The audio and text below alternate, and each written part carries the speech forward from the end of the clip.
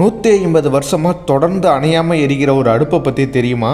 அதுவும் மக்களுக்கு சோறு போட. இந்த அணையாத அடுப்பு எங்க இருக்குன்னு பாத்தீங்கன்னா நம்ம கடலூர் மாவட்டம் வடலூர் சத்யநாராயண சபையில தான். நம்ம வள்ளலார் 1867 இந்த அடுப்பை எரிய வச்சிருக்காரு.